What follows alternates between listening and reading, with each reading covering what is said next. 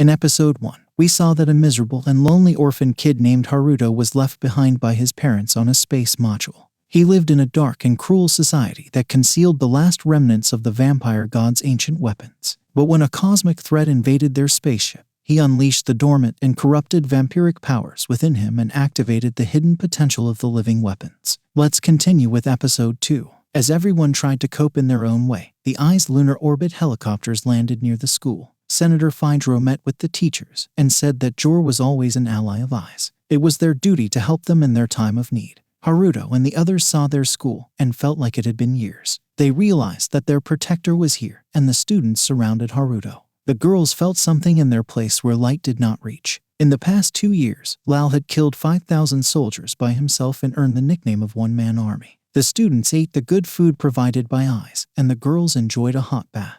Shoko seemed to be lost in thoughts after eating her food. Marie asked what was going on between her and Haruto. She was startled and said nothing was going on. At a laboratory, Haruto made a small cut on his finger to analyze his blood. It was normal, but his regeneration was abnormal. Fuma and Anna thought he should see a doctor, but Saki was against it as Haruto might become a lab rat. Haruto's bloodlust kicked in, and he tried to suck Kuma's fluids like a vampire. Saki slapped him, and he came to his senses. He did not remember much, so Saki told him he attacked Kuma like a vampire. He remembered that it happened to him too. Fydro summoned Haruto and asked if it was his first time talking to a politician. They watched a video of him uploaded by a nerd named Akira, and many people were worried about Haruto's safety. Fydro suggested him to respond to them, and he did. Everyone went crazy. News of him being alive spread everywhere, and he became a celebrity. Fydro told him he was a beacon of light for Jor, and Haruto thought he was telling him to fight Dorsha. But he was telling him to run, as he knew that if Dorsha sent their main force, the module where Haruto lived would be destroyed.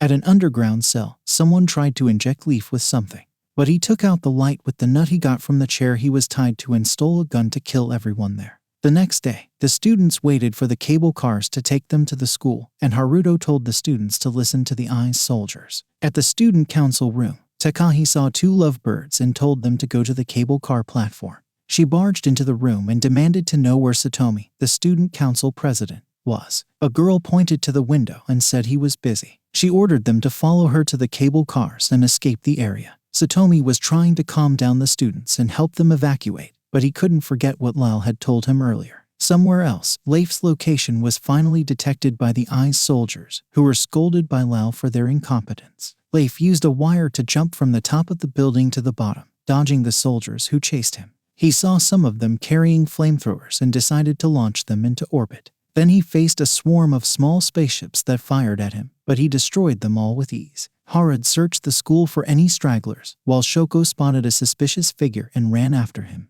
The EYE's commander instructed his men to land the ship on the dock of Module 77.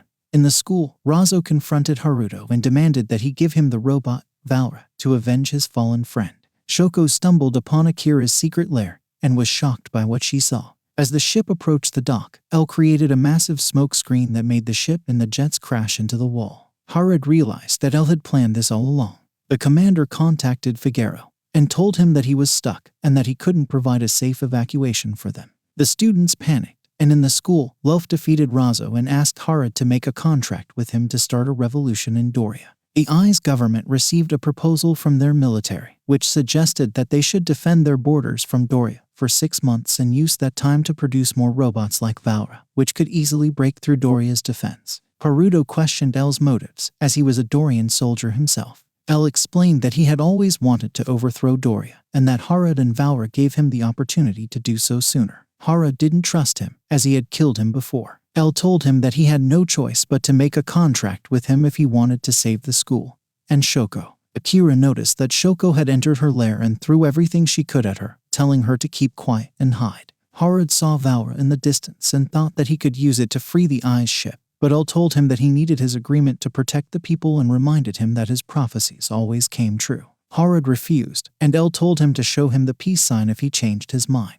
Haruto went to Figueroa and begged him not to let the soldiers inside Valra, but he ignored him. The soldier who tried to connect with Valra exploded from the inside.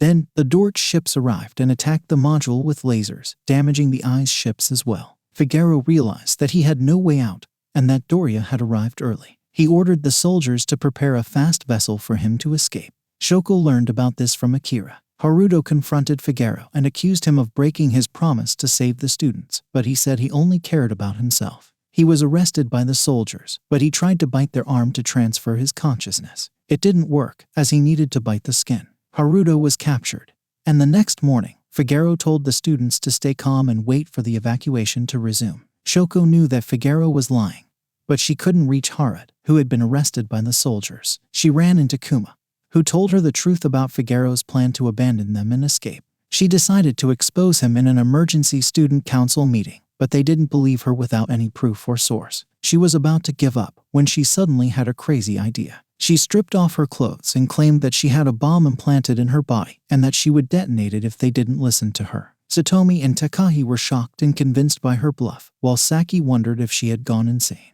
Marie shrugged and said that whatever works, works. Later, Takahi led a group of students to distract the guards, while Haruto's friend sneaked into the building through the vents. The soldiers heard some noises in the vents, but they were too late to stop them from dropping on them and knocking them out. Shoko freed Harad from his cell, and he told everyone that Figaro was a traitor who wanted to leave them behind. Razo blocked the path of Figaro's vehicle, but Figaro opened fire with a submachine gun, hitting Razo in the shoulder. Harad saw Valra being moved by the soldiers, and he jumped on it. He bit one of the soldiers and transferred his consciousness into him. Then he used the soldier's body to enter the cockpit of Valra. Haruto confronted Figaro and ordered him and the other Ai's soldiers to drop their weapons. He saved the day again, and the students cheered for him. But their celebration was cut short by Lelf, who appeared and told them that they were not safe yet. He said that the module was surrounded by the Doran fleet, and that all of Gore except this module had been occupied by Dorsa. He also said that their parents were being held hostage by Dorsa. Harad looked at him, and Lelf made the peace sign, signaling him to make a contract with him. But Harad was distracted by Shoko, who asked him to pick her up with Valra. The students panicked, but Shoko told them to calm down and said that Dorsa would never harm their families. Satomi suggested that they could use their families as leverage, but Shoko said that they had a better bargaining chip,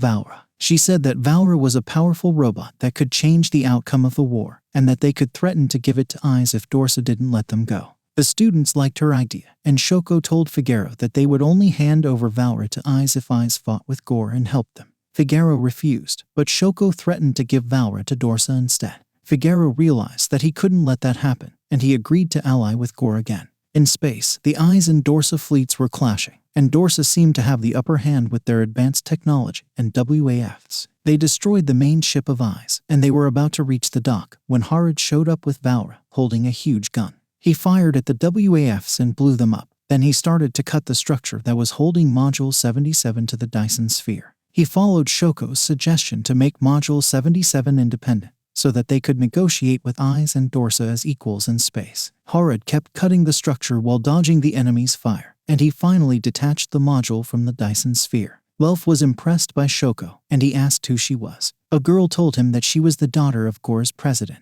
He saw all the students supporting her, and he felt something stir in his heart. He laughed for the first time in his life. A week later, Shoko and Harad were shopping in a supermarket, and Shoko threw everything on the shelf to the floor, saying that she had always wanted to do this. She asked Harad if he wanted to join her, but he said that he wasn't crazy like her. It had been a week since Shoko declared Gore's independence, and a strange and peaceful atmosphere filled Module 77. While Aiz and Dorsa were at war, the girls in Module 77 were busy preparing for their weddings, while some boys were having fun with a poster of an anime girl loading supplies on a truck. Harad and Shoko were surprised to see C show up with an excavator to load the boxes. He didn't have a forklift license, but their teacher Takumi said it didn't matter, as the kids were the law and order of the module now. C accidentally hit a water pipe with the excavator, causing a leak. Shoko, who hadn't showered for 2 weeks, ran under the water to wash herself, and the other girls followed her. Marie secretly took pictures of them with her phone.